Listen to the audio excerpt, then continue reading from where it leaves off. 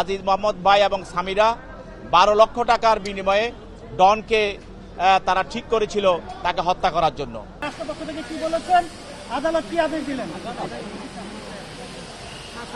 ইতিমধ্যে আপনারা জেনেছেন যে রমনা থানার একটি হত্যা মামলায় আমাদের চলচ্চিত্র জগতের একজন খলনায়ক আশরাফুল হক ডন, তাকে সিআইডি গ্রেপ্তার করে তাকে আজকে বিজ্ঞ আদালতে উপস্থাপন করেন। এই আশরাফুল হক ডন সে আজকে সকাল 5টার সময় হযরত শাহজালাল বিমানবন্দর দিয়ে সে বিদেশে পালিয়ে যাওয়ার চেষ্টা করেছিল। সেখানে ইমিগ্রেশন তাকে আটক করে, পরবর্তীতে সিআইডির কাছে তাকে হস্তান্তর করে এবং সিআইডি তাকে গ্রেপ্তার করে আদালতে উপস্থাপন করে।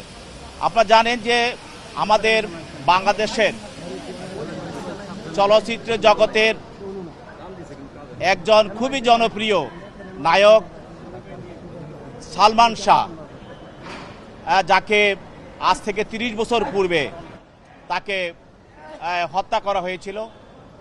এই হত্যা মামলার পরবর্তীতে তার মামা এই মামলা দায়ের করে এবং এই মামলা দীর্ঘদিন তার মা, তার বাবা, সালমান শাহের বাবা দুইজনে এবং তার সালমান শাহর ফ্যানেরা আন্দোলন সংগ্রাম করে এই পরবর্তীতে বিজ্ঞ আদালত থেকে আদেশ নিয়ে এই মামলাটি রমনা থানা একটি হত্যা মামলা দায়ের হয় এবং এই মামলার 4 নম্বর আসামি হলো আজকে আশরাফুল হক ডন।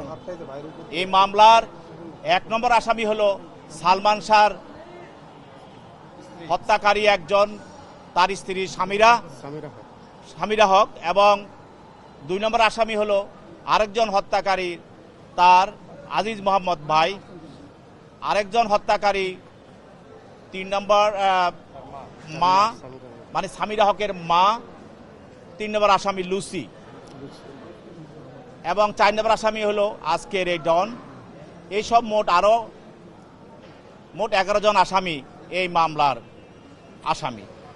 আজকের এই মামলার আসামি আশরাফুল হক ডন, যেই মামলা তাকে হত্যা মামলা আসামি করা হয়েছে, এই মামলার যে বিষয়বস্তু সেটা হলো গত 6/9/96 তারিখে সকাল 9টা 30 ঘটিকার সময় সালমান শাহের মা এবং সালমান শাহের বাবা এবং তার ছোট ভাই তার ইস্কাটনের বাসায় তার সঙ্গে দেখা করতে যায়। এরপর তাকে সেখানে সামিরার লোকজন তাকে দেখতে দেয় নাই এবং তারা বলছে সে রেস্ট নিচ্ছে, ঘুমিয়ে আছে। তারপরে তাকে সেখান থেকে তারা বিতাড়িত করে, তারা চলে আসে। এরপরে রাত 11টার দিকে 11:30টার সময় সেখানে একজন প্রোডাকশন ম্যানেজার সে ফোন করে জানায় সালমান শাহের মাকে বা বাবাকে যে সালমান শাহের অবস্থা খুব খারাপ, সেই জন্য কী অবস্থায় আছে আপনারা আসেন। তখন সেখানে সালমান শাহের মা, তার বাবা এবং তার ভাই তারা সেখানে যায়। যাওয়ার পরে তাকে দেখে যে সে মুমূর্ষু অবস্থায় পড়ে আছে এবং তারা দেখতে পায় যে তার অবস্থা খুবই শোচনীয় এবং প্রায় সে মৃত।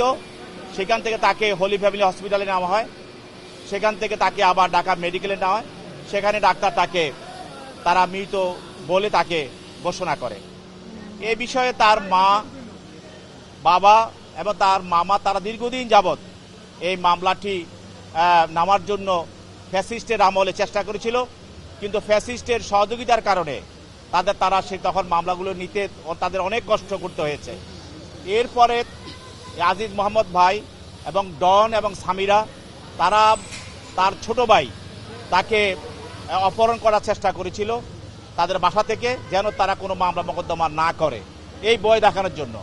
কিন্তু ওই মামলায় তার নীলা চৌধুরী অর্থাৎ সালমান শাহর মামলা ক্যান্টনমেন্ট থানায় একটি মামলা করে। সেই মামলায় একজন আসামি, তার নাম হলো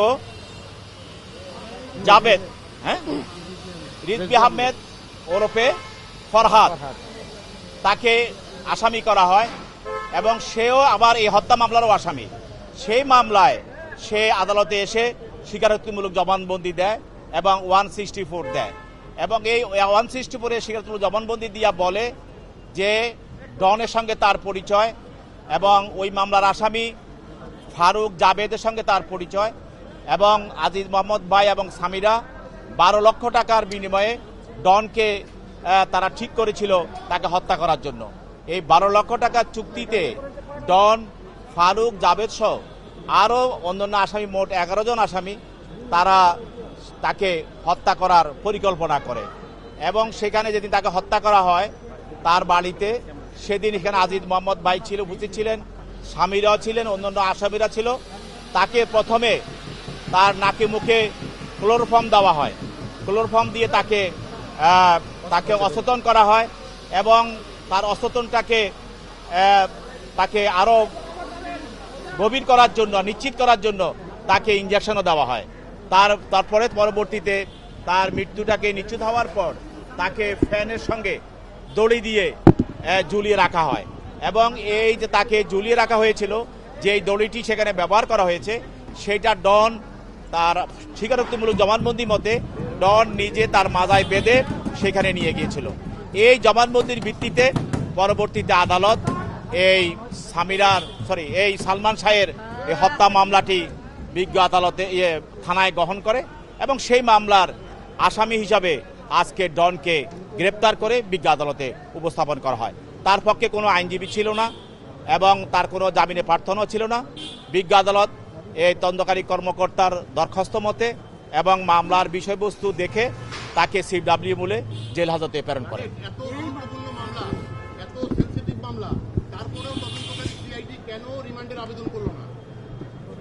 আজকে তাকে গ্রেপ্তার করে নেওয়া হয়েছে এবং আপনি সিআইডি গ্রেপ্তার করতে রিমান্ড নিতে পারবে, যে কোনো সময় নিতে পারবে। হয়তো আজকে নামার চিন্তা কোনো নাই, কিন্তু পরবর্তীতে সিআইডি তাকে রিমান্ডে নিতে পারে। একটা বিষয় একটু পরিষ্কার করবেন, এই মামলা এই 30 বছর পর দায়ের হওয়ার পর কি আপনার গিয়ে ডন পালিয়ে যেতে চেয়েছিল এবং সেখানে ইমিগ্রেশনে গিয়ে ধরা পড়েছে, বিষয়টা একটু যদি পরিষ্কার করতে। ইতিমধ্যে এই মামলার যতজন আসামি আছে সবার বিরুদ্ধেই গ্রেপ্তারি পরোয়ানা জারি করা আছে এবং তারা যেন বিদেশ যেতে না পারে সেই মর্মেও নিষেধাজ্ঞা দেওয়া আছে। সেখানে ডন দেশের বর্তমান সরকারের যে বিচার ব্যবস্থা এবং সকল অতীতে ফ্যাসিস্টের আমলে যেসব হত্যা বা নির্যাতনের বিচার বন্ধ ছিল বা ধীরগতি ছিল, সেগুলি এখন এই সরকারের আমলে বিভিন্ন সময় আপনারা দেখছেন যে সরকার ন্যায় বিচার নিশ্চিত করার জন্য সবার পক্ষে কাজ করে যাচ্ছেন। সেই জন্য সে এই বিচারের ভয়ে সে নিজে পালিয়ে যাওয়ার জন্য চেষ্টা করেছিল, কিন্তু তার চেষ্টাটা ব্যর্থ হয়ে যায়।